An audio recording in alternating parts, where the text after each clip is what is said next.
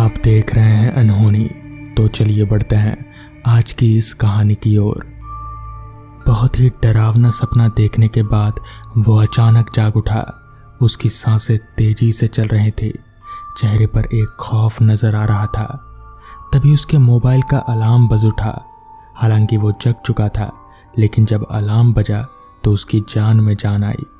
Alarm बंद करने के बाद वो पास ही पड़ी पानी की बोतल उठाया और पूरी की पूरी अपने हलक में उतार दी और पास ही स्विच बोर्ड की तरफ हाथ बढ़ाकर लाइट ऑन की। हे भगवान, कैसा डरावना सपना था। अगर सच होता तो। अपने दिल पर हाथ रख मन ही मन बड़बड़ाया। फिर उठकर अलमारी में से टॉवेल निकाला और बाथरूम में घुस गया। नहाते नहाते ही उसे कुछ आवाजें सुनाई दी। पहले तो वो कान लगाकर सुनने की कोशिश कर रहा था, लेकिन फिर आवाज आनी बंद हो गई तो उसे इग्नोर किया और नहाकर बाथरूम से बाहर आ गया और तैयार होकर आईने में देखकर बाल बना रहा था। तभी उसे अपने पीछे एक टेबल पर रखी लकड़ी की नाचती गुड़िया आईने में सी दिखाई दी, जो पास ही खिड़की से आ रही हवा से नाच रही थी। तब तक वो आईने में से उसे देखे जा रहा था। तभी अचानक उसने देखा कि वो गुड़िया अपनी आंखें टमका रही है। वो एकदम से डर गया और पीछे मुड़कर देखने लगा, लेकिन उसे ऐसा कुछ दिखाई नहीं दिया। फिर से उसने आईने में देखा, तब भी उसे कुछ दिखाई नहीं दिया।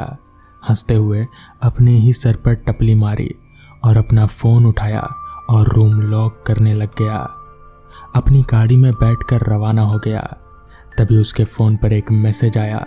मैसेज में एक लोकेशन दी गई थी जहां आज की शूटिंग थी और उसे जाना था। वो मुंबई का जाना माना अभिनेता, नाम था अमृत कपूर। फिल्म इंडस्ट्री में आए हुए उसे ज़्यादा समय नहीं हुआ था। अब तक वो 2-3 हॉरर बॉलीवुड मूवीज़ में काम कर चुका था और फिर एक नई मूवी की शूटिंग स्टार्ट हो रही थी। उसे पहले ही एक लोकेशन बताया गया था, लेकिन अब मैसेज में दूसरा लोकेशन आया है और साथ ही लिखा गया था कि उसे जल्दी ही पहुंचना है, रात होने से पहले ही। अजीब बात है, इन लोगों को अचानक क्या हुआ, एक ही दिन में लोकेशन चेंज कर दी। कॉल करके पूछता हूँ। मन ही मन बड़बड़ाते हुए अमृत ने अपने डायरेक्टर को कॉल किया, लेकिन उसका कॉल नहीं लग रहा था। चलो कोई नहीं, वहाँ जाकर ही बात कर लेंगे, कहते हुए उसने गाड़ी घुमा ली। अभी वो लोग शूटिंग के लिए सीकर आए हुए थे और वहीं होटल में रुके थे। अमृत उस होटल में जगह नहीं होने के कारण दूसरे होटल में रुक गया था। सीकर से कुछ ही दूरी पर बहुत ही ग्रामीण इलाके हैं। उसी में से एक इलाका है ठाणी नाम से। वहीं पर ये लोग शूटिंग कर रहे थे, लेकिन आज अचानक ही शूटिंग के लोकेशन में बदलाव हुआ और वो बदलाव था शूटिंग ठाणी में ना होकर ठाणी के विपरीत जो जंगल है वहाँ होगा। और अमृत उस दिशा की ओर अपनी गाड़ी लेकर बढ़ गया। जैसे जैसे वो जंगल की ओर बढ़ता गया, उसे एक अजीब सी बेचैनी हो रही थी। अचानक से मौसम बदलने लगा, अजीब सी हवाएं चलने लगी, आसमान में काले बादल छाने लगे और देखते ही देखते उन घने काले बादलों ने सूरज को एकदम से ढक लिया। इन सबको अनदेखा कर अमृत बस अपनी ही धुन में जंगल की ओर बढ़ रहा था। जंगल के एकदम से सामने पहुंचते ही उसकी गाड़ी का टायर पंचर हो गया। अरे यार, गाड़ी में गुस्से को अपने पैरों से मारता हुआ अमृत चिल्लाया और पैदल ही आगे बढ़ने लगा। तभी वहां भागता सा एक लड़का आया और अमृत के सामने खड़ा हो गया। देखने में बड़ा अजीब सा था वो। उसने अमृत को जंगल की ओर इशारा करते हुए वहां जाने को कहा। अमृत कानों में हेडफोन लगाए गाना सुनते हुए उस घने जंगल के अंदर जाने लगा। जैसे ही उसने अपना पैर घने जंगल में रखा, वैसे ही वहां तेज तेज आंधियां चलने लगी और बारिश शुरू हो गई। एकदम से वहां अंधेरा सा हो गया और अजीब अजीब आवाजें आने लगी। अचानक से एक लड़की की चीख सुनाई दी।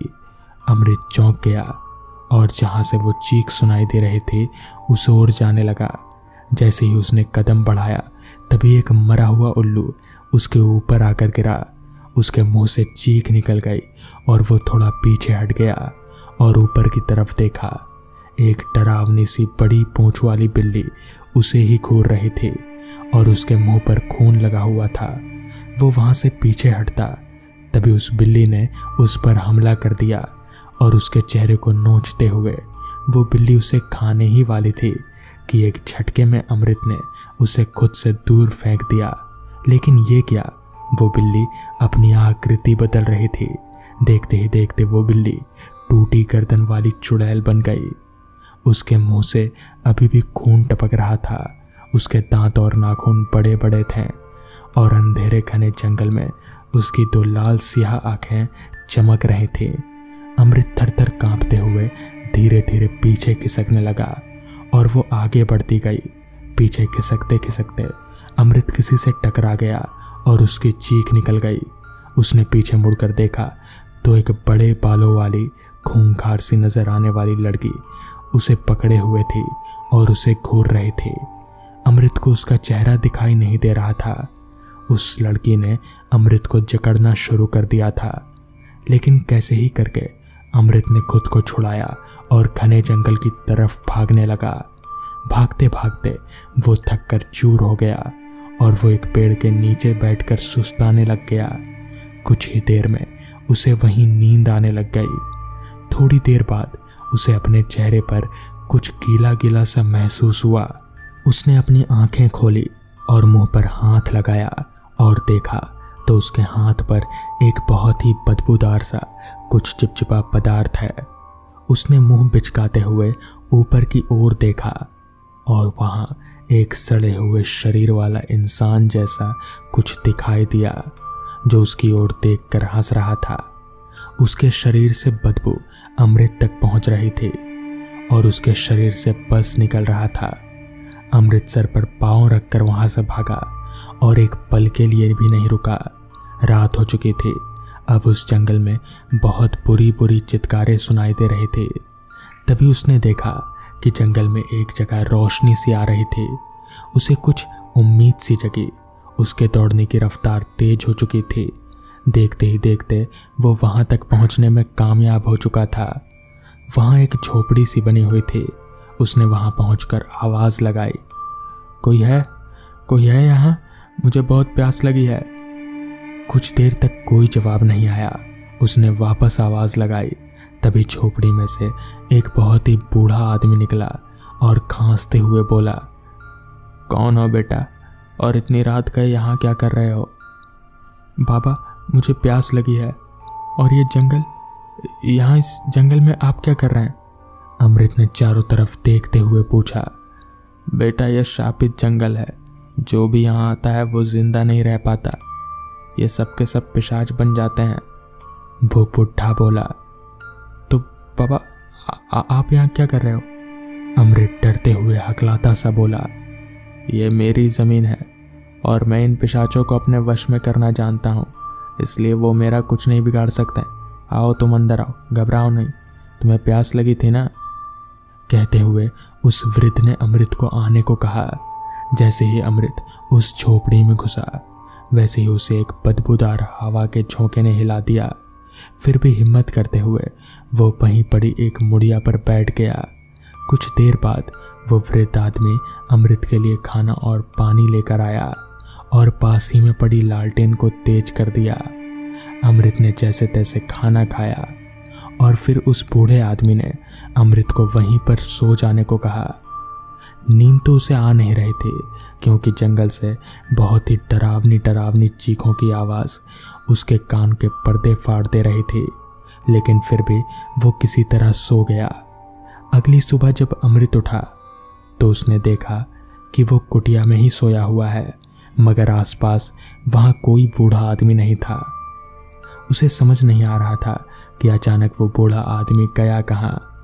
जैसे तैसे वो उस जंगल से बाहर निकला और फिर अपनी कार के पास आया और फिर वहाँ से सीधे अपने होटल चला गया, मगर उसे आज तक ये पता नहीं चल पाया कि आखिर वो बूढ़ा आदमी था कौन और उसने उसकी मदद क्यों की। तो दोस्तों, ये थी आज की कहानी।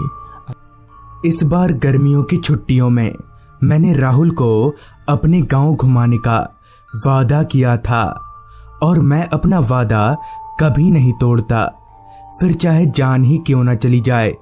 लिहाजा छुट्टी अनाउंस होते ही हम दोनों अपना अपना सामान समेटने लगे। हॉस्टल से मेरा गांव थोड़ा दूर जरूर था, मगर वहां पहुंचने के लिए साधनों की कोई कमी नहीं थी। बस, ट्रेन, सब कुछ यहां से मेरे गांव जाती थी, मगर बस से जाना ज्यादा आसान होता, क्योंकि गांव के बस स्टॉप से मेरा घर रेलवे स्टेशन के मुकाबले ज्यादा नजदीक पड़ता है। तो हमने ये पक्का किया कि हम बस से ही जाएंगे और आज शाम ही निकलेंगे। शाम के वक्त निकलने के 2 कारण थे। पहला ये कि दिन के वक्त बस में बहुत ज्यादा भीड़ रहती है, और दूसरा ये कि दिन में गर्मी बहुत लगती है। सारी तैयारी हो जाने के बाद शाम के तकरीबन 5:30 बजे तक हम लोग हॉस्टल से निकल गए। मेरे गांव जाने वाली बस हॉस्टल के बाहर से ही मिलती है, तो हमें कहीं जाने की जरूरत नहीं थी। हमें बस वहां खड़े रहकर बस के आने का इंतजार करना था। कुछ ही देर में हमारी बस भी आ गई। हम दोनों बस में चढ़े और एक एक सीट पकड़कर बैठ गए। शाम का वक्त होने की वजह से उतनी गर्मी नहीं लग रही थी। अंधेरा भी लगभग हो ही चुका था। मेरा गांव थोड़ा दूर था, तो यकीनन वहां पहुंचते पहुंचते हमें रात हो जाएगी। बस पूरी रफ्तार से रास्ते पर दौड़े जा रही थी। कुछ ही देर में बस मेरे गांव के बस स्टॉप पर रुकी। मैं और राहुल जब हम दोनों बस से उतरे, तब घड़ी में रात के 9:15 बज रहे थे। हालांकि मैं काफी सालों के बाद अपने गांव आया था, मगर फिर भी मुझे रास्ता घाट पहचानने में कोई दिक्कत नहीं हो रही थी, क्योंकि इतने सालों में गांव में कुछ भी नहीं बदला। वही खाली रोड, जंगल और अंधेरा। अभी मैं और राहुल चारों तरफ देख ही रहे थे, तभी राहुल मुझसे बोला, यार यहाँ से अब तेरे घर कैसे जाना है? इस पर मैं बोला, यहाँ से पैदल, और क्या, ज्यादा दूर नहीं है गांव। लिहाजा मैं और राहुल हम दोनों गांव की ओर आगे बढ़ने लगे। लेकिन पता नहीं क्यों राहुल थोड़ा डर रहा था, जिस पर मैंने राहुल से पूछा, क्या हुआ राहुल, डर क्यों रहा है तू? इस पर राहुल बोला, नहीं, डर नहीं रहा, पर ये रास्ता इतना डरावना क्यों लग रहा है? इस पर मैंने बोला, गांव में सब ऐसा ही होता है, डर मत, मैं हूं ना। मगर सच में वो रास्ता कुछ ज्यादा ही डरावना लग रहा था। खैर, अभी हम लोग चल ही रहे थे कि तभी अचानक ही चारों तरफ रोशनी हो गई।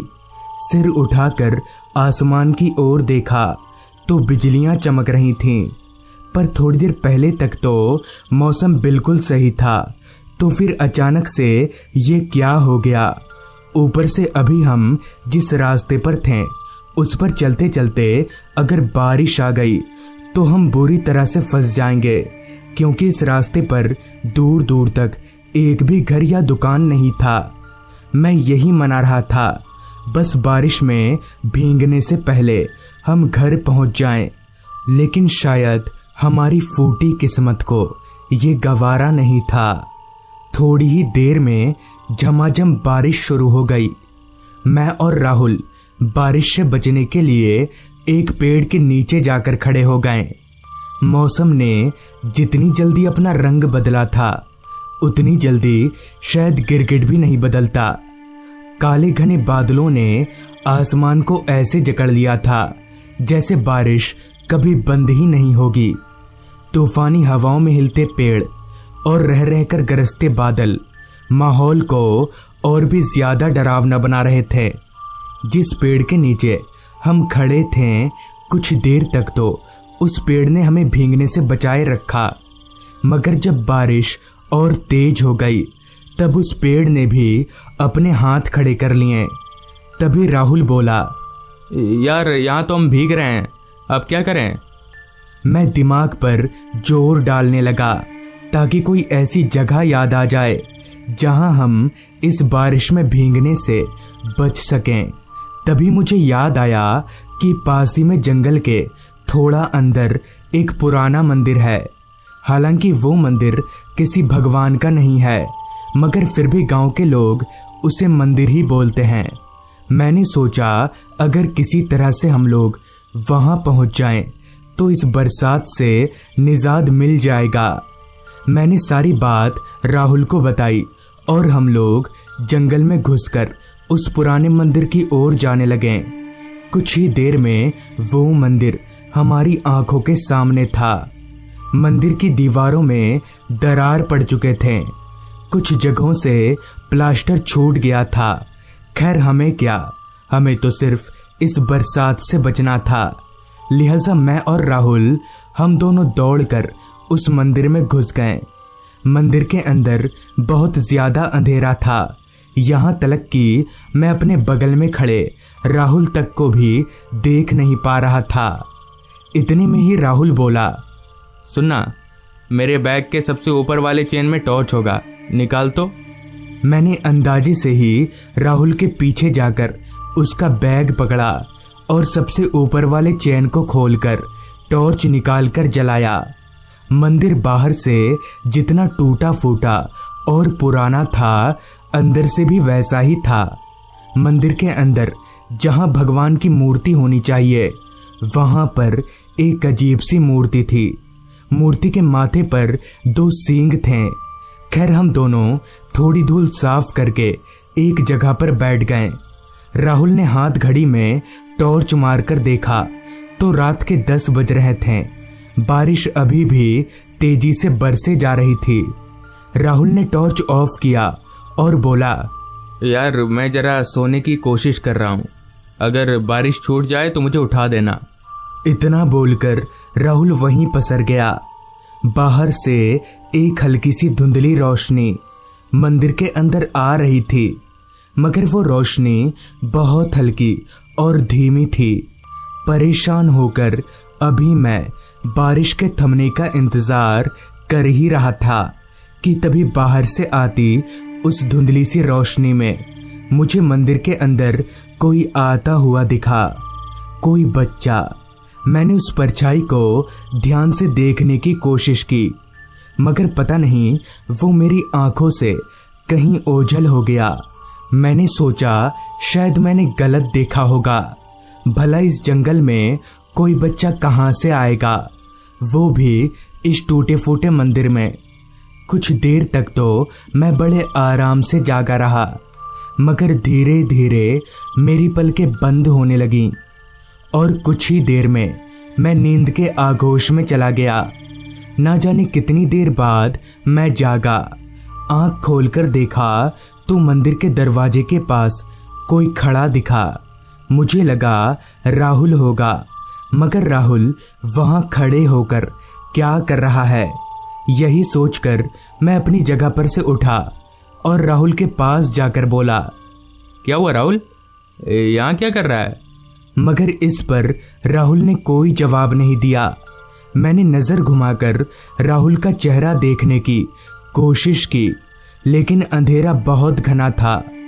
राहुल से कोई जवाब ना पाकर मैंने उसके कंधे पर हाथ रखते हुए कहा, क्या हुआ रे, क्या सोच रहा है?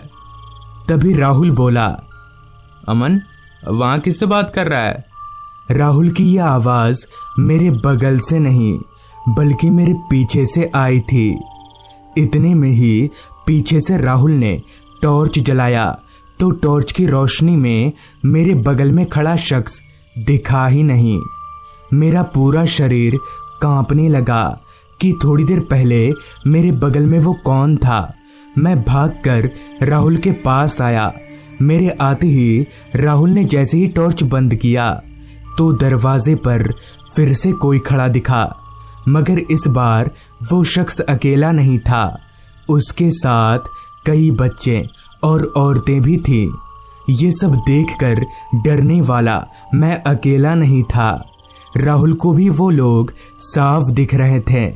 राहुल ने फिर टॉर्च जलाया, मगर टॉर्च की रोशनी में वो लोग फिर से नहीं दिखे। लेकिन टॉर्च बंद करते ही सब लोग सामने खड़े थे। हम दोनों समझ गए कि यहाँ रुकना मतलब मौत। लिहाजा हमने अपना सामान उठाया और दरवाजे की ओर भागने लगे। हमने टॉर्च ऑफ रखा था और दरवाजे पर वो सभी लोग खड़े थे। ऐसे में हमने जैसे ही भागने की कोशिश की तो उन लोगों से टकरा गए।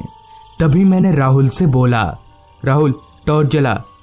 राहुल ने टॉर्च जलाया और उन सभी लोगों के गायब होते ही हम लोग जैसे तैसे वहां से भागे और घर पहुंचकर हमने सबको पूरी बात बता दी, जिस पर घर वालों ने बताया कि दरअसल बहुत पहले उस मंदिर में एक बदमाश तांत्रिक शैतान की पूजा किया करता था और उसने लोगों को अपने जाल में फंसाकर कई बच्चों और कई लोगों की बलि दी है।